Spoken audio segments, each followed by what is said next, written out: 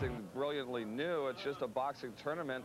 But the fact that it's all taking place in one night, it's heavyweights. They're fighting 15 bouts, 3 rounds each. This is tremendously exciting for a lot of people. There's going to be 15, I hate to use the term losers because they're all winners in my mind, but there's going to be one winner tomorrow night. And this guy is going to be one of the most versatile, skilled boxers around. And Mark Taffet from TVKO has already suggested that the winner of this tournament will likely get a shot at Riddick Bowe in the very near future. Would it help you if the winner is somebody that, shall we say, we haven't seen for the last 10 or 15 years? Would you like it to be somebody who might be classified as an unknown rather than a former champion?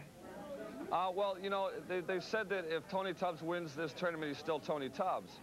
And that may be the case, but if Tony Tubbs wins, he's got renewed credibility in my mind. I mean, he's had his ups and downs. Bone Crusher Smith is, I think he's on the threshold of possibly doing something great. You know, George Foreman fought until he was 43, 44 here, and Bone Crusher Smith is in, you know, he never got out of shape. He's in great shape. He's still beating young guys. He had 6 fights this year, just lost 1 of them. So he's an incredibly skilled athlete. These guys could win this tournament. They have the experience. Yet some of these up-and-comers, Daniel Dankuta is a 240-pound banger, and he could be a force in this tournament. Tyrell Biggs, you know, a very skilled boxer, 1984 gold medalist. He could be, you know, he could come through in this tournament. So it's, yeah, and guys like Evgeny Sudikov from Russia, we haven't seen. Guys like the Norwegian champion, Magni Havna, you know, we don't know.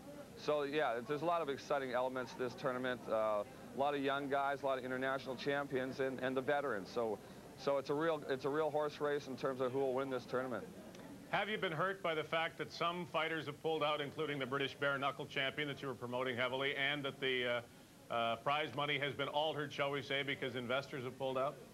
Well, with regard to Joe Savage, it's unfortunate with him. I mean, it's he did have a legitimate injury. Whether it was sufficient enough to keep him out of this tournament, I don't know. That's what his claim was, but we do have a medical report. When on the press tour, he slipped, he hurt his arm. You know, maybe got yellow fever. I don't know. It's he just didn't show. So that's unfortunate. You know, he may have only been a first-round contender anyway, but it would have been interesting to see what this big brute of a man from England could have done. And with regard to the rest of it, the fact that we altered the prize structure in terms of cash dollars on the night of the fight hasn't been that big a factor. All the fighters are still in, with the exception of Henry Tillman. He had another offer to do something else, and the big carrot for him was the $1 million. And fighters are cynical. When a promoter says, well, you'll get this on the back end, they don't necessarily believe you. The way it's structured, though, we'll know on Tuesday. If our buy rate's 1 point or better on pay-per-view, everybody's going to get paid. We'll turn a profit. There won't be any problem. And the other thing is, I don't expect to lose money on this venture. And if the fighters don't get paid, Don and myself, my partner, we're out of pocket over $600,000. So I fully expect to break even or make some money on this event, and all the fighters will be paid per their contracts. We only adjusted the amount of cash that they're getting tomorrow night. Why base St. Louis? And we better tell people it's not a department store in Missouri. Where are you, and why'd you go there?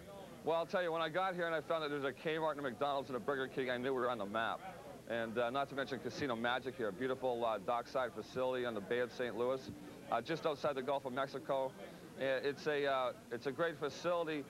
They've lobbied to get boxing events here. They've done 13 boxing events in the last year.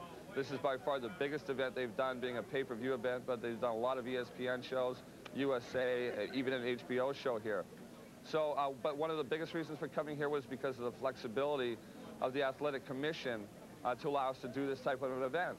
Because in Nevada, the commission rules would prohibit us from doing it. Obviously, Las Vegas would have been a great place to go with this fight. And maybe that will happen in the future. But right now, it's Bay St. Louis and Mississippi that was very supportive of the format and of us bringing the tournament here. There's no risk to safety. I mean, you're fully confident that other commissions have no reason not to like this, not to sanction it?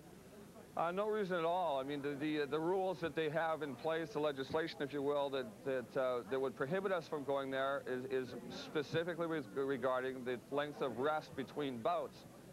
Their contention is a fighter should not fight more than 1 fight in a 2-week period, which is reasonable. If a fighter is fighting a 10-round bout or a 12-round bout, or even a 6-round bout.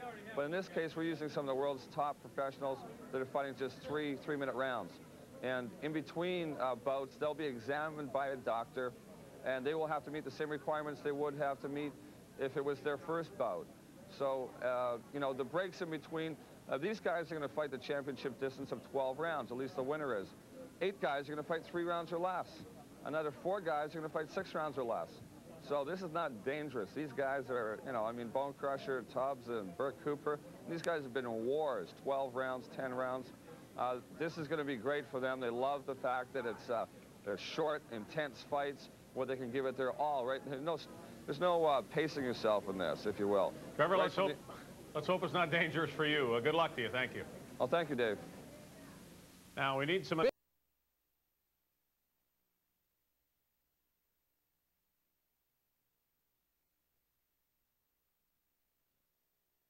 Tubbs and Dan Kuda in the final, and it wasn't much of a final. Both guys tired, and both guys very wary of the opposition. In the end, it would be Tony Tubbs who was the winner of it all and could win as much as $1 million.